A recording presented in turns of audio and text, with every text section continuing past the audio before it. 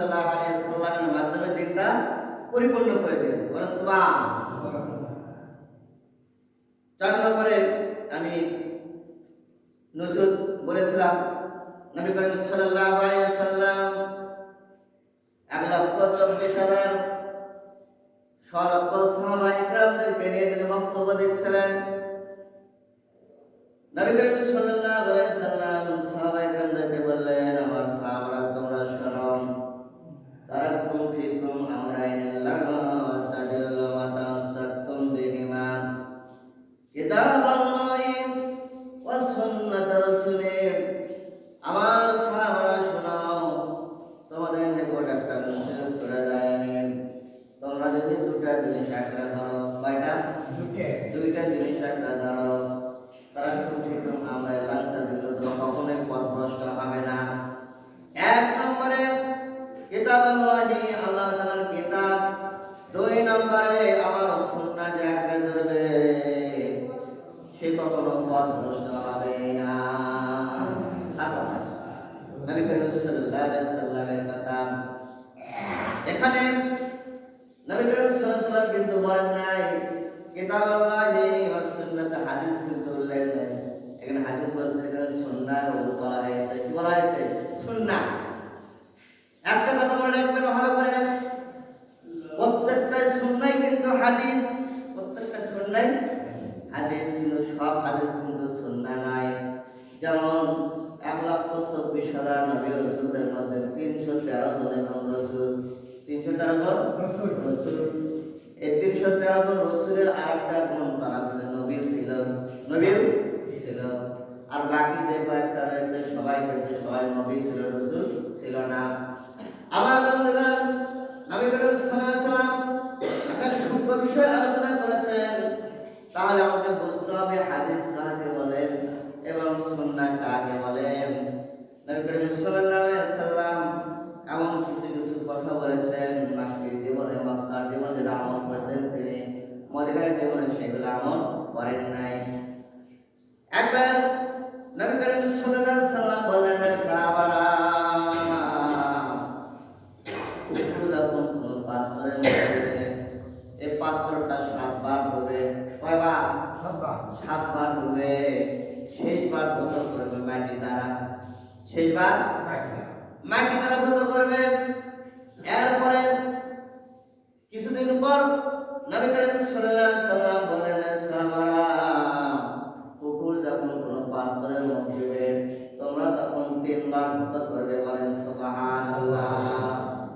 আমার লেটেস্ট যে কথা বলছে রাসূল সেটা আমল করতে হবে। 3 বার ধুত করে হাদিস দ্বারা, 7 বার হাদিস দ্বারা কি হয়েছে? বাকি হয়েছে, রহিত হয়েছে। 7 বারের হাদিস আমল করা যাবে না। এই 7 বারের হাদিসটা হচ্ছে হাদিস, আর 3 বারে যেটা আমল করতে রাসূল কারীম সাল্লাল্লাহু আলাইহি ওয়াসাল্লাম বলেছে এটা হলো সুন্নাহ। সুবহানাল্লাহ। অত্যন্ত গুরুত্বপূর্ণ বিষয়।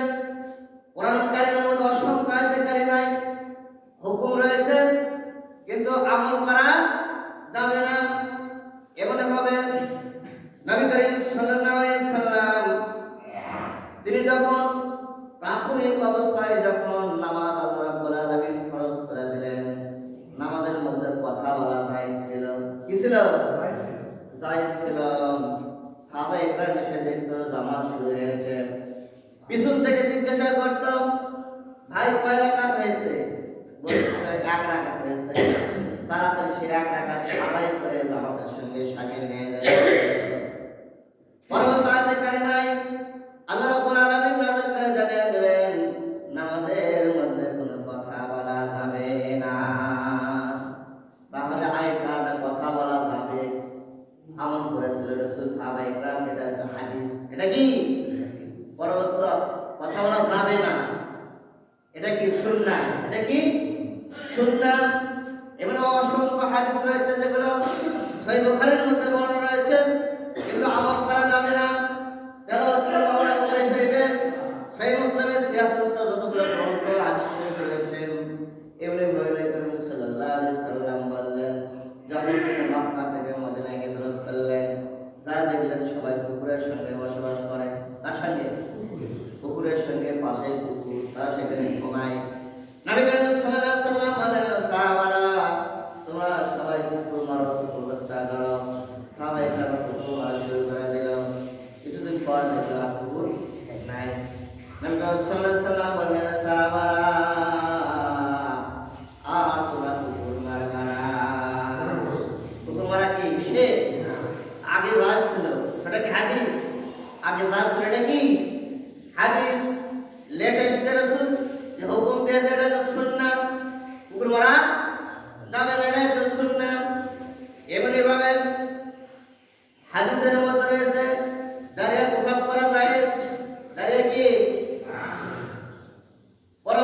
করেছে?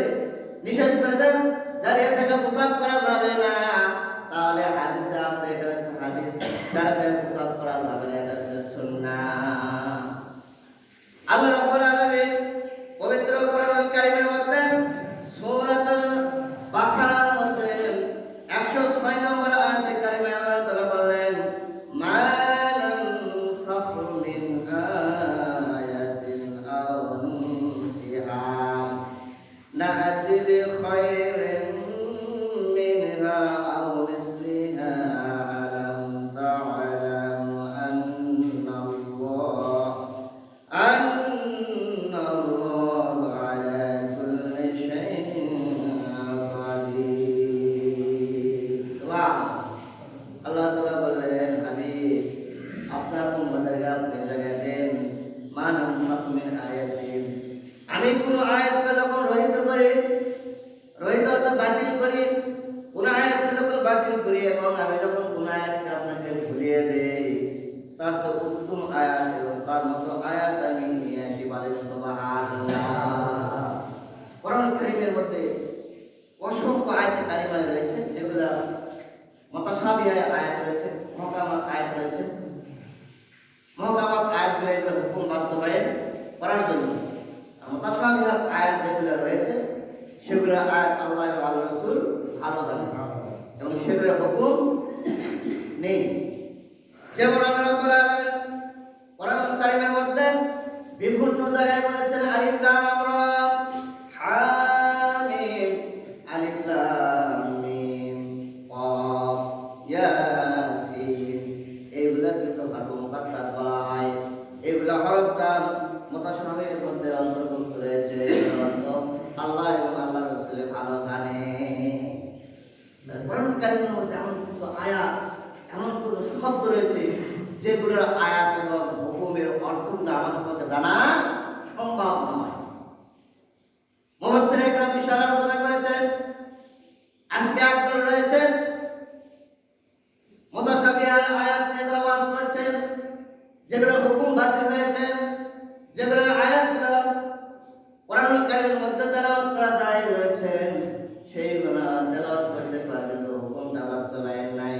এগুলো নাসিখ মানসুখের আয়াত এবং হাদিস সুন্নাহর ইলম যদি তার মধ্যে না থাকে, তাহলে তার ওয়াজের মধ্যে 100% ভুল হয়ে যাবে, ভুল হবে। আজকে মুফাসসির ইকরাম যে তাফসীর করছে, যা আলোচনা করছে, এইগুলো আয়াতের তাফসীর অনেকে মানে না, অনেক কি করে না, ওটাতে মানুষই তো আলোচনা করছে। মুফাসসির ইকরাম যে আলোচনা করেছেন, সারা পৃথিবীর মুফাসসির ইকরাম যে আলোচনা করেছেন, সেইগুলা আলোচনা আমাদের নিতে হবে, কারণ আমাদের সবার ইলম তো তাদের মতো নয়। যেমন সূরা দুহার মধ্যে আল্লাহ রাব্বুল আলামিন বলেছেন, ওয়াজাদাকা দালালান ফাহাদান। এখন যদি আপনি অর্থ করেন যে রাসূল গোমরাহি ছিল, দালালান মানে গোমরাহি, ফাহাদান তারপরে আল্লাহ তাআলা আপনাকে হেদায়েত দিয়েছেন, তাহলে কি আপনি ঈমান থাকবে? থাকবে না। কারণ হচ্ছে কি, এখানে দালালা ঠিকই এসেছে, কিন্তু রাসূল পথভ্রষ্ট ছিলেন না। পৃথিবীর সমস্ত তাফসীরের মধ্যে কোরআনের অনুবাদ কিন্তু দালালা শব্দ অর্থ পথভ্রষ্ট উল্লেখ করা হয়েছে। তাহলে আমরা কার মতাদর্শ নিব, কার মুফাসসিরে ইকরামের অনুবাদটা আলোচনা করব? যেমন অন্য জায়গায় সূরাতুল নজরের মধ্যে আল্লাহ রাব্বুল আলামিন বললেন, মা দাল্লা সাহিবুকুম ওয়া মা গাওয়া। এখানে আল্লাহ তাআলা বলেন, রাসূল আপনার সাথী তার সাহাবায়ে কেরামদেরকে রাসূল কারীম সাল্লাল্লাহু আলাইহি ওয়াসাল্লাম উল্লেখ করে তারা যে রাসূল কারীম সাল্লাল্লাহু আলাইহি ওয়াসাল্লামকে পাগল বলতো, গণক বলতো, জাদুকর বলতো, পথভ্রষ্ট বলতো, কিন্তু আল্লাহ রাব্বুল আলামিন জানিয়ে দিলেন, বন্ধু আপনার জাতিকে আপনি বলে দিন, আমি আল্লাহ বলে দিলাম, মা দাল্লা সাহিবুকুম গাওয়া, আপনার সাথীরা কেউ কখনো পথভ্রষ্ট ছিল না। সাথী মানে রাসূল, রাসূল কখনো পথভ্রষ্ট ছিল না। এখানে দল্লা কিন্তু আছে, দলালা শব্দের অর্থ পথভ্রষ্ট, কিন্তু আমরা যদি সরাসরি পথভ্রষ্ট অর্থটা নেই, তাহলে কখনো ভালো অর্থ আসবে? রাসূলের মান পূর্ণ হবে না, পূর্ণ হবে না, মানানি হবে না। রাসূল কারীম সাল্লাল্লাহু আলাইহি ওয়াসাল্লাম আবার অন্য জায়গায় বলা হয়েছে মুমিনুন বলেছেন ইন্নামা আনা বুইতু মুআল্লিমান, আমি শিক্ষক হিসেবে এই জমির মধ্যে আগমন করেছি। কি হিসেবে? শিক্ষক। তো শিক্ষক হিসেবে রাসূল কারীম সাল্লাল্লাহু আলাইহি সাল্লাম আগমন করলেন, সে কখনো মূর্খ হতে পারে? পারে? কখনোই পারে না। এমন ওয়ার্ড, এমন শব্দ, মুখ মিশ্রিত শব্দ থেকে যেমন বাক্য উচ্চারণ করব, যে জিনিস উচ্চারণ করলে আমার রাসূলের মানহানি হয়, সম্মানের হানি হয়, এমন কথা বলা যাবে না। সম্মানিত উপস্থিতি, 4 নম্বর বললেন রাসূল যে তোমাদের মধ্যে দুটো জিনিস রেখে গেলাম, কোরআন এবং সুন্নাহ। এজন্য আমরা সবচেয়ে সুন্নাহ আলোচনা করব, সুন্নাহ নিয়ে আমল করব। কি নিয়ে? সুন্নাহর উপর আমল করব। সবগুলো হাদিস আমল করা আমাদের পক্ষে সম্ভব নয়। 5 নম্বর নসিহত, নবী করিম সাল্লাল্লাহু আলাইহি সাল্লাম বললেন, সাহাবারা, আমি হচ্ছে শেষ নবী, আমার পরে আর কোনো নবী আসবে না, খাতামান নবী। রাসূল করিম সাল্লাল্লাহু আলাইহি সাল্লাম বলেন, নবী আসবে? কোন নবী আসবে না। আর একটা কথা তোমরা মনে রেখো, তোমরা নামাজ কায়েম করবে, রোজা রাখবে। নামাজ কায়েম, নামাজের কথা বলা হয়েছে, পাশাপাশি আর একটা কথা বলা হয়েছে, রোজা আদায় করতে হবে। রোজা অত্যন্ত গুরুত্বপূর্ণ ইবাদত। আমাদের সামনে মায়ের রমজান উপস্থিত রয়েছে, মাত্র একটা দিনের বাকি সামনে। এই জন্য আমাদেরকে সব সময় কাজটা হালকা করতে হবে। শরীর সুস্থ রাখার জন্য যদি আমি একটু কাজ হালকা করি, তাহলে আমার রোজা রাখতে সম্ভব, ভালো লাগবে আমাদের মন মানসিকতা। আর যদি সকালে উঠে একমাত্র কাজ বেশি করি, তাহলে কিন্তু ক্লান্ত হয়ে যাবো না। এই জন্য নিজের শরীরের উপর অবস্থা পূর্ণ অবস্থায় রয়েছে, সেই অবস্থার উপর ভিত্তি করে আমরা কি করবো? ইবাদত বন্দেগি করবো। তারাবি আমরা 20 রাকাত করবো। কয় রাকাত? 20 রাকাত তারাবি করবো। শেষ জীবনে এমন ফিতনার জগৎ এসেছে, দেখেন কোন কোন জায়গায় 8 রাকাত পড়ে। কয় রাকাত? 8 রাকাত পড়ে। তারা একটা হাদিস নিয়ে এসেছে, সহিহ বুখারীর মধ্যে সেই হাদিস রয়েছে। হযরত মা আয়েশা হাদিস বর্ণনা করেছেন। অন্য সাহাবায়ে জিজ্ঞাসা করে, আমির মুমিনিন আম্মাজানকে জিজ্ঞাসা করছেন, কারণ নবী করিম সাল্লাল্লাহু আলাইহি সাল্লামের সবচেয়ে আপনজন হচ্ছে মা আয়েশা, তিনি ভালো জানেন তিনি কেমন আমল করতেন। জিজ্ঞাসা করলেন যে তিনি রমজান মাসে এবং রমজানের বাহিরে নফল ইবাদত কেমন করতেন, নফল ইবাদত কেমন ইবাদত করতেন। তখন মা আয়েশা বললেন, রমজান এবং রমজান ছাড়া 11 রাকাত নামাজ পড়তেন। কয় রাকাত? 11 রাকাত। রমজান এবং রমজান ছাড়া, রমজানও পড়ছে, রমজান ছাড়াও পড়ছে। তাহলে 11 মধ্যে 3 যখন বাদ দাও, থাকে কত? 8। পৃথিবীর সমস্ত মুহাদ্দিস এই হাদিসটা বলছে তাহাজ্জুদের হাদিস। কিসের হাদিস? তাহাজ্জুদের হাদিস। কিন্তু লামাজাগে শায়েখরা বলছে তারাবির হাদিস। কিসের হাদিস? তারাবি।